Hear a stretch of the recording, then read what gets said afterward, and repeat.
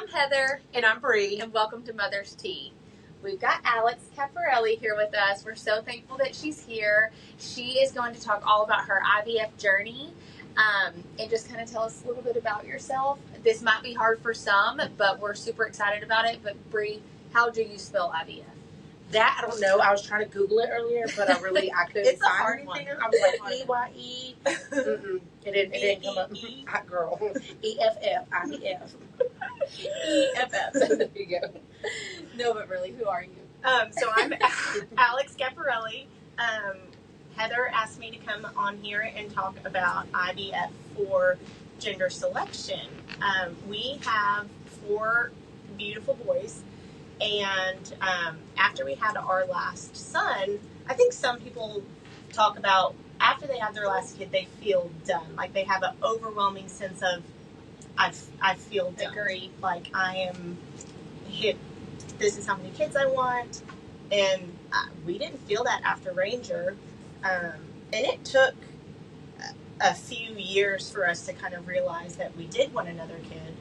And then after talking and making the decision, okay, we do want another baby. We very quickly came to the realization that we want a girl. And I think anybody with one, like if you have all boys or if you have all girls, they're going to say, I want to know what is it like to have, a boy? Yeah. Or what is it like to have a girl? And after that, we kind of started doing some digging and realized there was a way. And that led us into the world of IVF, and that was, shell shock, I think. What was the biggest challenge do you feel that got you to accept the resources out there? I think the want, really. We had 4 boys, and we are the ultimate boy house. Alex is the ultimate boy mom. I'm telling you, you get in her car and it's not surprising to see a whole catfish flopping around in the back, or you need a shoe, we got one. It may be a right or left, figure it out. It doesn't matter. It doesn't matter. Like the ultimate, whereas I'm like, get that fish away. We got enough cat. Okay, all right. But really, we decided that we wanted to go for a girl. And so went to the doctor, jokingly, I asked my doctor, I was like, okay, so what are some tips, to have a girl? And, she was very quickly like, there's one way. And so went home after I'd gotten it out. We had done some research, and I called Kyle and I said, hey, I have an idea. Full of ideas, this one. A big idea. I have an idea. And he was like, I need some more information on that one, because that's kind of, in our world, you don't hear, oh, you want a boy? Yeah. You can have a boy. Sure. Oh, you want a girl? You can have a girl. That's just not something that's really talked about or a thing right now. Agree. I think that if it is, it's more or less you either hear fully support or you're playing God. 100%. You're messing, that's up to God what you get. Mm-hmm. And sometimes we forget about, well, do I just live with this headache, or do I take Tylenol that God brought to the earth to produce Tylenol? Exactly. And so it's one of those things, if He gives you the desires, you have to get creative in how you're going to fulfill those desires. It doesn't have to be textbook or this way. It just, just IVF alone, I can't imagine, but and I don't maybe it's adoption for some. Yes. You know what I mean? Like sometimes IVF doesn't work, and it still is you're fulfilling God's desires that you do want. So everyone's blessing looks totally different. 100%. So it's still blessing. I don't ever want to be, I think insensitive is the word, of those who have to go through IVF to have a baby. We're so blessed. We have 4 healthy, beautiful boys that are so much fun. My entire world. And I give the utmost respect for those who have to go through IVF and have to go through those challenges just to have one baby, And so that was, I would almost say, the most challenging thing going through it is I never wanted to feel like I was I didn't want to ever come into this IVF community thinking, oh, I'm doing IVF so I can have a girl. Never wanted to be insensitive like that. That being said, IVF is hard. I can imagine.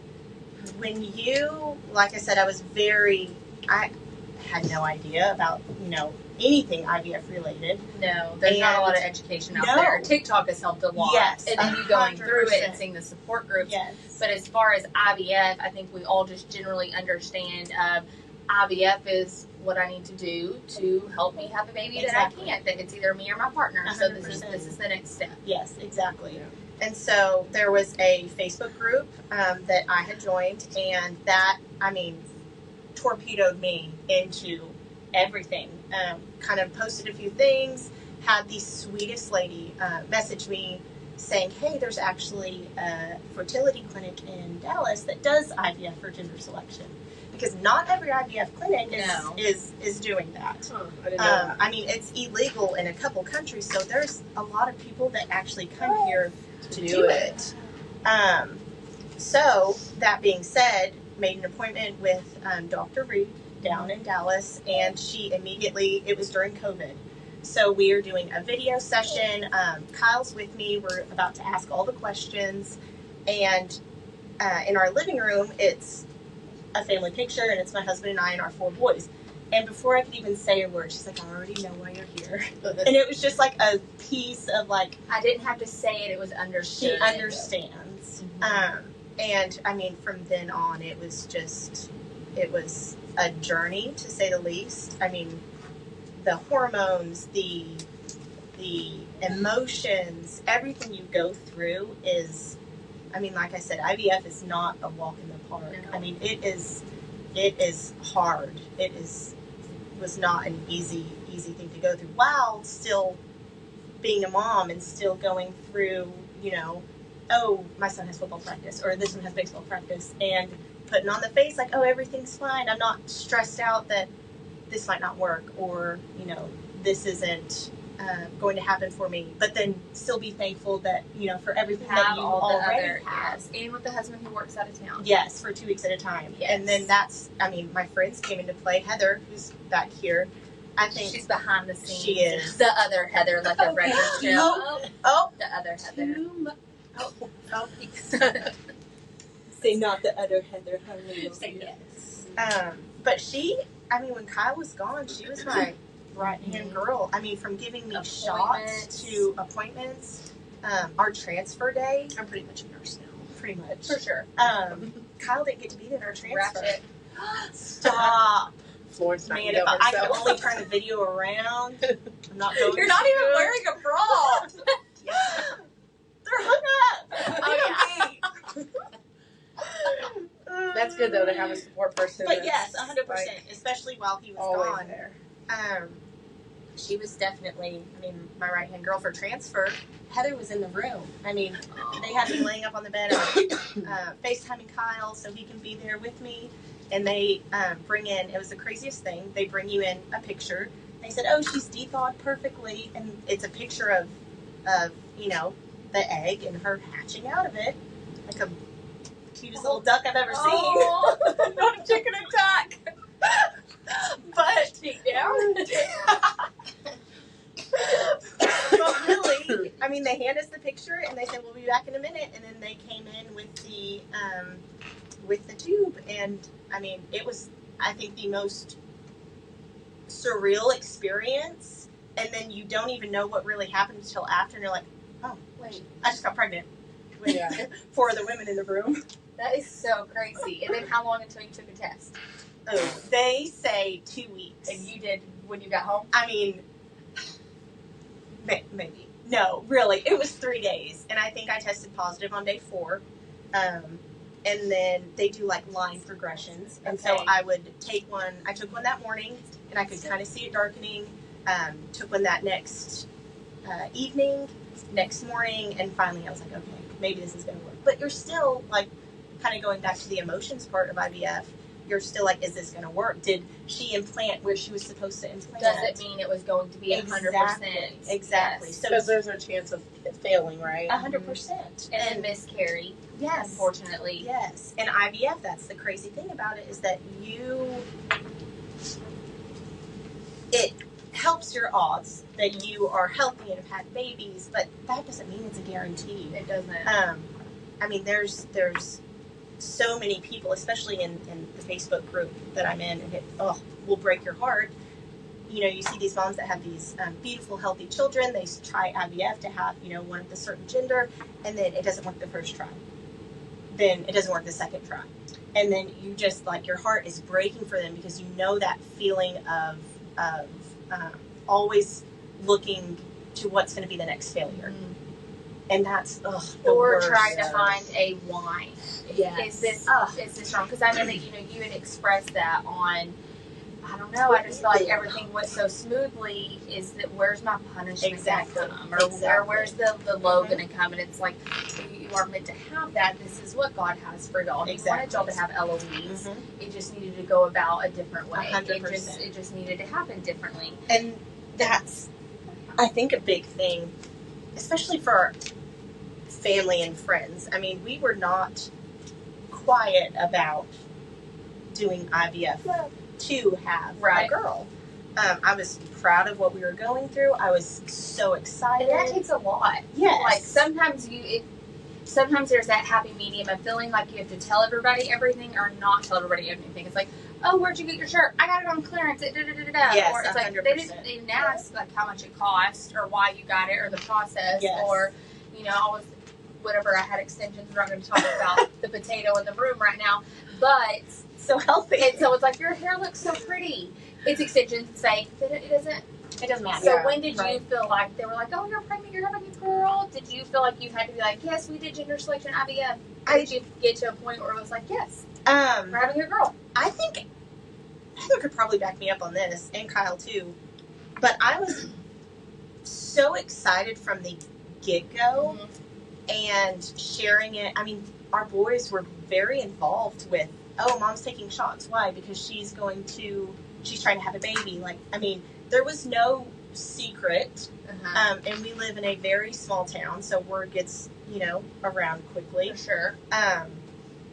But, so I think it was almost like the elephant in the room. Like, people wondered, and I was ready to offer up the information. Yeah. Because I want, not that it's like a testimony, but if you have, you know, all boys and you want a girl so badly, you're never going to regret having another baby. If you have all girls and you want another boy, you're never going to regret, you know, trying. And it's your story. Exactly. I mean, people are going to talk whether you tell them and they're happy 100%. or whether you tell them and they're not happy. They're going to talk, so they are. If you're comfortable sharing it, that's your story. 100%. I remember, I mean, this isn't about IVF, but I do wonder if it's like something that sparked you, like, we definitely do want another one. I can remember with Oliver thinking he was my last one and talking to Dr. Spencer, but it feels weird that chapter of my life would be over because that's all, you know, I can remember just wanting to be a mom and telling my mom, like, I just want to do this. Like, I just want to have babies. And at that time in my life, I thought that is all I want to do. And then, you know, things change and stuff. But, and him saying, usually a mom knows. Usually they come in and there's no ifs, ands, buts about it. Like, you do know. And so I remember, like, obviously we had a fourth, and I'm thankful because that was a hesitation with Oliver and all the things. But I remember Alex calling and saying, did you freak when you found out you were pregnant with Gus? And I was like, yes, but I was like, I regret freaking out. I wish that I wouldn't. And I was literally nursing him. Jordan was bringing Christmas decorations down. And I said, don't freak. Like, just be excited in the moment. Hung up the phone with her and called Dr. Dowd's office and scheduled Jordan's visit to me. Like, what a hypocrite. Because but I had those babies. Oh my God. Literally. But that can't be Jordan's like, who are you giving my social to? And I was like, you're giving this to me. Because I may be a hypocrite, but your girl knows, like, that before I am done. And it would have been Alex's fit. And so I was like, I feel so like, but that's that feeling. But that is that feeling. Like, that is 100% that feeling. And it was like, God knew then something was on the horizon for you. Absolutely. And so that was years. I mean, that had to be 4 years ago at least. 5 years ago. Gus is 6, so 5 years ago. 100%. So, I don't know. I just think that's funny. Like, I hear that story often. Like, appreciate it. Hypocrite Harriet. And that's okay. So what advice do you have for somebody who says, I want to do that, but I'm so scared my family won't accept it, or my closest friends, or I do feel like that's playing God? Like, what advice do you have just for their first step? What should they do? Oh, man, that is a hard one. If you find your support system, my very first, support system, hey, let's do this, was Kyle Cap. He was like, yes, let's do this. Second, find someone that is somewhat knowledgeable with everything, because you need somebody to help you, guide you. Kyle and I were Googled, you would laugh if you saw our Google search history when we were first starting, because we had no idea what this meant or that meant. Yes. And honestly, Google, we literally all use it all the time for everything. But at the same time, if you want to Google something that you want to be right, you'll find a way to make it right. 100%. Absolutely. And Facebook groups, that Facebook group, like I said earlier, that literally threw me in the direction that we were looking to go. And then, you're going to have people talk. You're going to have people say, oh, you're doing what? Mm-hmm. Look at you like you were absolutely insane. And we got those looks. Even family members, there were words said. And especially older family members. They automatically it's hard for them to adjust to things that we all do anyway. Absolutely. And so it's not that we're all going to be in the same boat whenever our kids, and we're like, wait, that's how you're doing it? But that makes it really hard because you're sensitive to it and you want it to be so good. I like it. But yeah, people are going to talk. It's just if you want to listen or not listen. And we chose not to listen and be excited for us and our journey. And now we have Sassy Miss Chris. So get your support group and get the right person. And honestly, in my opinion, just get information on it. Set up the consultation. Yes, it doesn't mean you're doing it. Just get the right information. 100%. And don't let all the, I read this that was positive, but this was negative. I read this person said positive, this person said negative. So I hope this helps. I know Alex would love to talk to anybody who has questions about it, who wants to, just say, what did this look like? What did that look like? How did you feel a few months after? Reach out. I promise. We'll tag her, of course, but also I can get you in connection with her. Thank you so much. Thank you guys for having me. Yeah, we love getting to talk